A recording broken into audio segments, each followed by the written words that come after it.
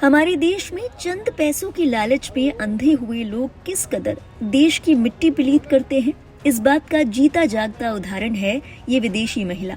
भारत और ताज का बड़ा नाम सुना होगा, दुनिया के 7 अजूबों में से एक, और किस्से किताबों में पढ़ी होंगी अतिथि देवो भव वाली बात। तो उसे खुद एक्सपीरियंस करने के लिए महिला अपनी एक और साथी के साथ फ्रांस से इंडिया पहुंची। ताज के दीदार हो पाते इससे पहले ही एक बदमाश ने ठगी कर अतिथि देवो भव की मिसाल पर पानी फेर दिया। इसके बाद विदेशी महिला का दिल इस कदर टूटा कि वो ताज देखे बिना ही वहां से लौट गई। पूरा मामला क्या था बताएंगे आपको, लेकिन उससे पहले एक जरूरी सवाल कि ये 2 महिलाएं भारत की किस तरह की छवि लेकर अपने देश लौटी होंगी। क्या किसी भी तरह की सहानुभूति या कोई भी एक्शन उनके इस एक्सपीरियंस को बदल पाएगा? मैं अकेला था, वहाँ पे मैं लेके गया, रिक्शे वालों ने डोली कर दिया, रिक्शे वालों ने डोली कर दिया।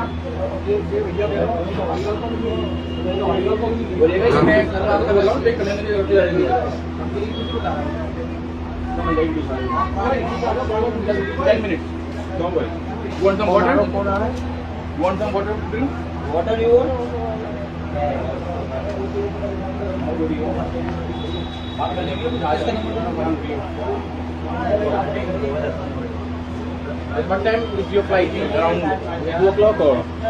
No, it's late. Oh, yeah, busy man. No, it's only 3.5 hours from your house. Hello.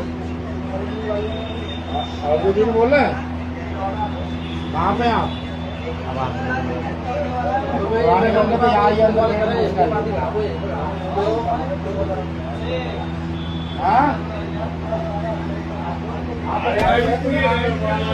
जानकारी के मुताबिक फ्रांस की 2 महिलाएं दिल्ली एयरपोर्ट पर उतरी और वहां से एक टैक्सी बुक करके सीधा ताजमहल देखने आगरा पहुंची। उन्हें उम्मीद थी कि दुनिया के इस अजूबे को करीब से देख पाएंगी, लेकिन उससे पहले वो ठगी का शिकार हो गई। ताजमहल पहुंचने पर उनके कैब ड्राइवर ने उनसे पार्किंग के नाम पर धोखाधड़ी की। उनसे पार्किंग की मामूली फीस की जगह पूरे $50 यानी करीब 4200 रुपए वसूल लिए।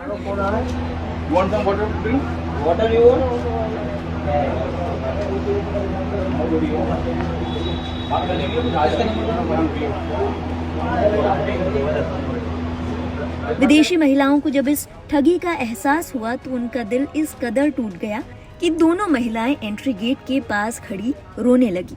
जब वहां मौजूद सिक्योरिटी गार्ड ने उनसे कारण पूछा तब जाकर उन्होंने अपनी आपबीती बताई। पुलिस को इत्तला दी गई। एक मीडिया रिपोर्ट्स के मुताबिक पुलिस ने ड्राइवर को पुलिस थाने पूछताछ के लिए भी बुलाया, लेकिन महिलाओं का दिल इस कदर टूट चुका था कि वो ताजमहल देखे बिना ही वहां से लौट गई। मैं अकेला था, वहाँ पे मैं लेके गया, रिक्शे वालों ने डोली कर दिया,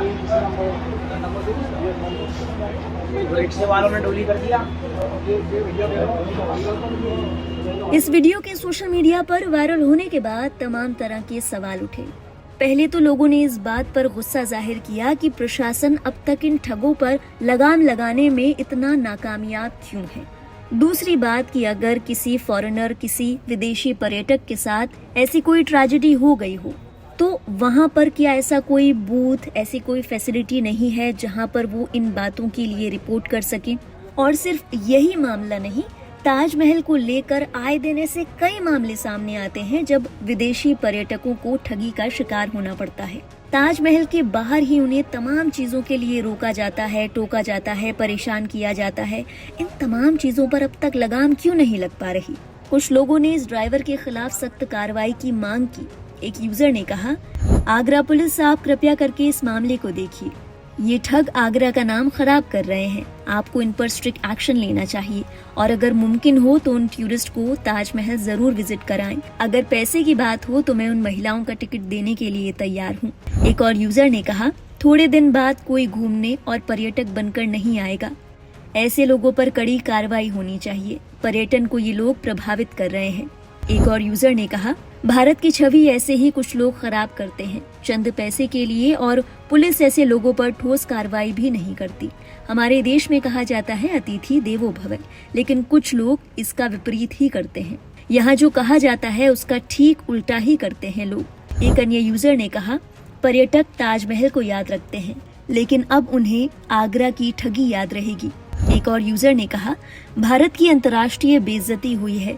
इस तरह के मेहमानों के साथ दुर्व्यवहार करने वालों के खिलाफ देशद्रोही का मुकदमा दर्ज किया जाना चाहिए। बताओ इन लोगों की कितनी गंदी सोच है जो विदेशी महिला पर्यटकों के साथ ठगी कर भारत का नाम खराब कर रहे हैं।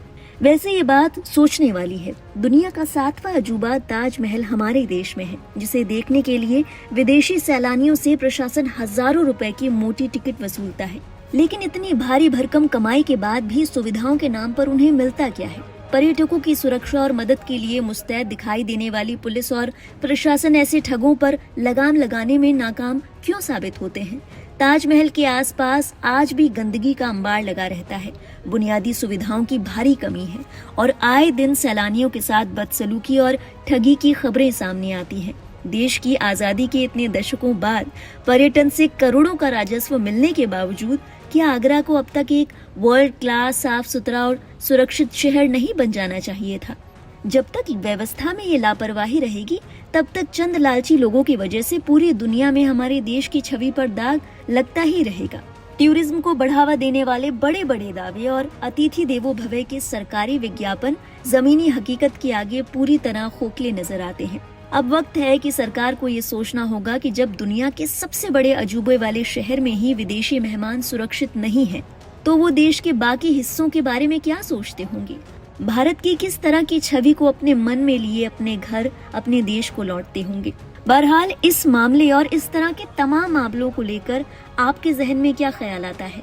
अगर आप कभी आगरा ताजमहल देखने गए हैं तो आपको वहाँ किन सुविधाओं का अभाव लगता है? किन चीजों को लेकर आपको लगता है कि इन्हें बदलना चाहिए? और आगरा ही क्यों, देश के बाकी हिस्सों के बारे में भी बताइएगा। आपके कमेंट्स का इंतजार रहेगा। देश और दुनिया की बाकी अहम खबरों का सिलसिला लाइव हिंदुस्तान पर जारी रहेगा। Want some water to drink? Water you want?